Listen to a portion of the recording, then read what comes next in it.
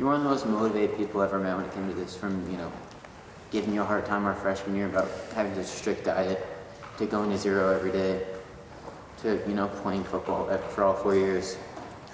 What motivated you to, get up every morning and go to 0 hour, go to school, go to practice, go through the summers? I think that a lot of it was my mom. I think that if she could be a single mom for as long as she could, and if she could provide everything that she's provided for all of her sons, then I think I can do anything if she can do all that. I mean, I'll probably never be as strong as her, but if I have half the dedication that she has, then I might go down in history for it. Yeah. So, your mom is super important too, obviously. When it comes down to it, who is the one person you can thank for just, for motivating you to getting you up to, when you walk out there, this one's for?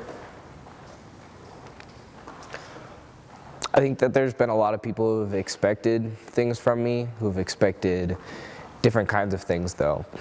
I mean, it's been a lot of my friends, it's been a lot of people that I've played with, whether I was friends with them or not. It's been specific coaches, it's been my mom, it's been both of my parents, it's been my brothers, it's been everything. I think that finding one person would be extremely hard. What's one memory from all 4 years from your high school football career that really sticks out the most, and it makes it for you? I think it was my sophomore year, and it was the last play of the game. It was my first varsity play ever. I got in, and for some reason I had been messing with one strap on my helmet all night, and I ended up running out there with 2 straps on my helmet actually strapped on, and I hit this offensive lineman right as the whistle went down. I barely got my hand on the ground. Whistle blew, or hike, whatever. I hit this guy, my helmet tilts at like a 30-degree angle, and I see the ball fly over my head, so I turn around and run directly into the ref. It gets worse. I run to the sideline because Clay Bumgardner, a $145, the tiniest dude who's playing football that year probably, running across the field with an interception. So I run at this 280 big dude just hauling it right at me, and I run straight into him. He cocks my helmet almost all the way off my head. I fly in a circle and I tackle Clay Bumgardner, who my helmet flies off then, and I was so concussed at that point that as soon as I gained consciousness again, I flew off the ground and I was like, I did it! And everybody on the sideline was like, this kid is, but we're gonna cheer for him anyways.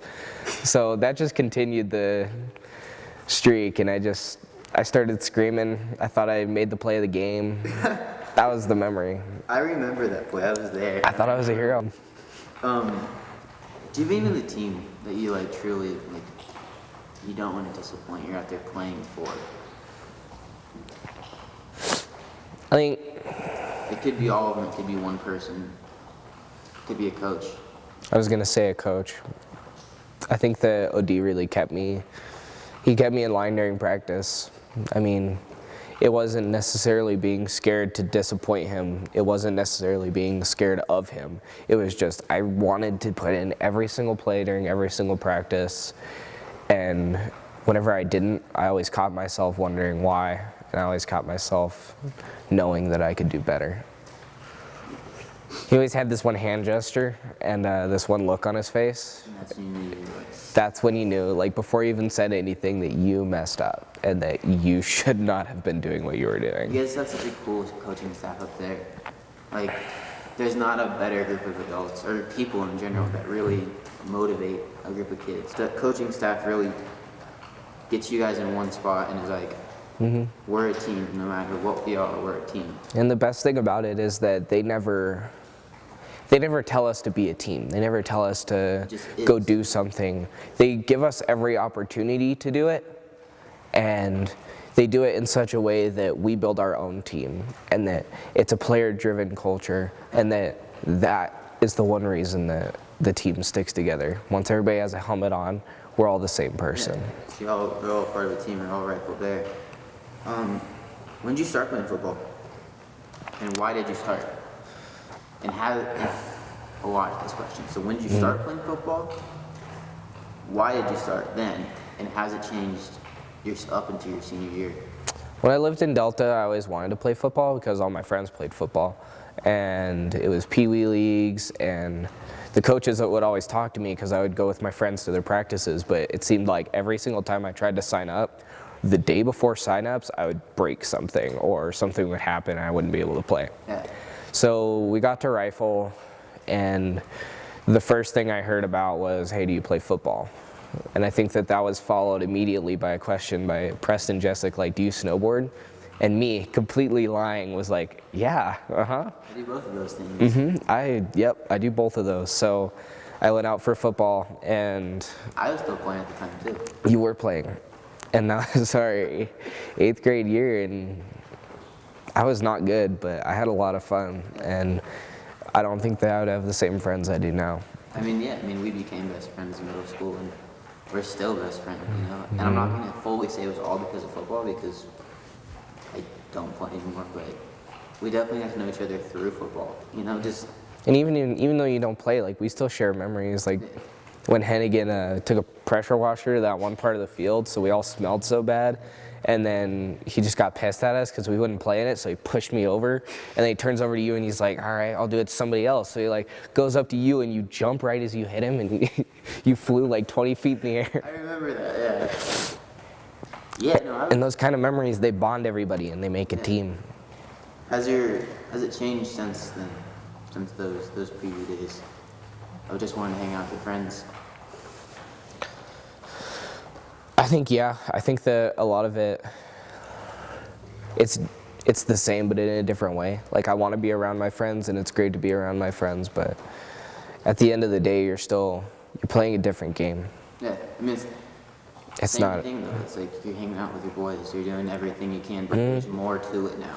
And so it's not changed, it's just evolved into something bigger. right. So you're very well known up at the high school.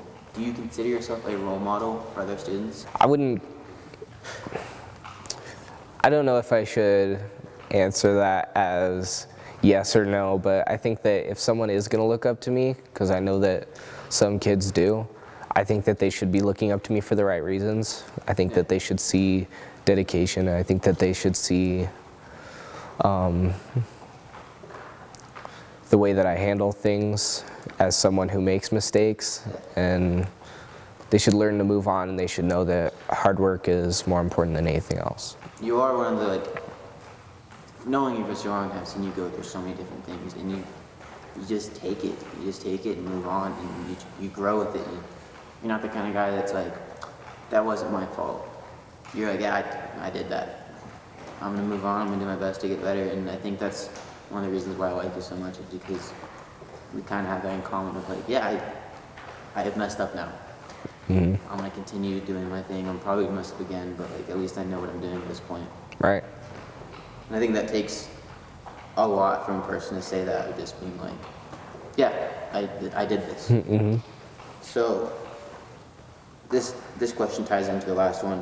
What do you think people remember about you through high school, through the football team, through the community? I think that if I'm going to be remembered, and if I left a legacy, it's going to be that it would be about hard work. It would be about not expecting a result. It's not about expecting playtime, glory, anything like that. It's about hard work. Yeah, because I mean, you didn't play a bunch, but you were there every single day. You worked every single day. Your diet was there. You worked out, you lifted, you did everything that the coach asked for. I went from a morbidly obese 8th grader to what I am now. And I'm not going to say I'm fit as hell, but it's a lot different than I was. I just think it really shows true character of like, I'm going to work my ass off every single day and not expect anything from it just because I want to be a better person. I'm not going to say I didn't gain anything. I'm not going to say that I regret any of it, because I don't. Yeah, exactly. I gained everything from this. This is a part of who I am. You played all 4 years. You've done a lot of football experience. As a team, what was your best friend? What made you feel the best? What one really stuck out to you? I think the Glenwood game my sophomore year. There was the team our sophomore year wasn't the greatest, and it wasn't that we weren't good. It was just that we were following up an amazing team. Like, they were good, and they were really good, and we looked up to them like hell, and then we were part of it. And it's just like every year in rifle football. You think about everyone that's leaving, and you wonder how the team's going to make it next year, but they pull through. And we went into the Glenwood game not expecting a lot. We expected to get punched in the mouth, and we were going to punch them in the mouth, and we were going to see how many teeth each other lost. Yeah. And we won that game when we stopped them at the 1 yard line on a 4th down. Throughout your entire 4 years as a rifle bear, what was the hardest loss, and what did that lose teach you to become a better person, or to grow as a person? I think that when we win games, we win because we play until they quit. And I think every single time I've ever lost a game, you can look back and you can see that they didn't quit and that they didn't stop. And, there's games when they didn't stop and we still won, but definitely every single loss, they didn't quit. And I think that Palisade, they really embody that. Our sophomore and junior year, we lost to them, and every time it was a heartbreaker. It's all about not quitting. If you get two teams that are just going to butt heads until that last second in the 4th quarter, then you're going to get a good game. And I feel like it's always been a good game, and it always teaches you that even if something's going to be really hard in life, if you just keep throwing your head at it, you're going to win. So this one's a little bit of a thinker. In your football life, who is the most proud of you about your accomplishments, or just in general? I think that as far as accomplishments go, I think probably my dad. I think he knew when I did something right, and he knew when I did something wrong, but he always knew how to say it just right, how to say that he was proud of me, and how to make sure that I felt okay about what I'd done. So that kind of ties in with, do you think he was also the hardest on you when it came down to it? No, I think if anyone, my teammates were the hardest on me, and I think that that's not a bad thing at all. And they pushed you. I think that that's part of that player-driven culture, and that's part of something that your coach can't teach you. So there's a large difference between these two things. What makes a great football player in your eyes? You got to be able to look at a concrete wall and run full speed at it until your head hits it, and then you got to run 10 yards that way and do it again. I think that aside from the physical aspect of that, I think that you cannot play for yourself. You cannot think about the stats. You cannot think about who you are as a person. When you play, it has to be about the brother to your right, about the brother to your left, and the coaches on the sideline. What's the difference between a great football player and a great rifle bear football player? Like, what makes a great rifle bear? Because in my eyes, there is a difference between the two. There is. What makes a rifle football player is looking at a refrigerator, falling down a staircase, and just getting down in the stance because you know it's going to hit, and it's going to hit hard, but you know what you're doing. A great rifle football player, you take what people expect of you, you raise it yourself to what you think you cannot even accomplish, and then you accomplish double that. coming to the end of this, what's next for Tucker James?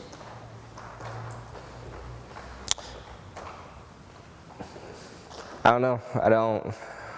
I mean, I know what I'm going to do with my life, but I don't know if there's anything to replace the way that football really teaches you things. Yeah, just keep living life and take those things you learned from football and put them into life, right? Mm-hmm. That's the ultimate goal, is just become a better person because of the people around you. And I think the team that you had really showed you what to do with all that. I'm Tucker James, and I'm a rifle football player.